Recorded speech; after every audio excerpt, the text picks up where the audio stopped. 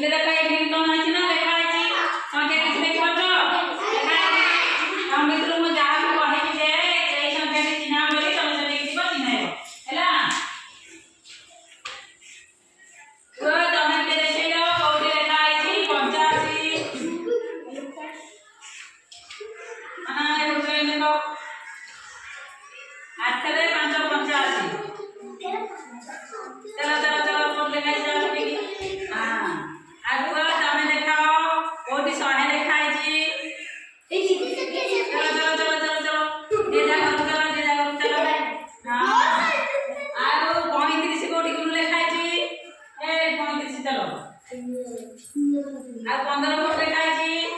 चलो 20 कोड लेखाई छी 20 अरे बा आ 78 कोड लेखाई छी 78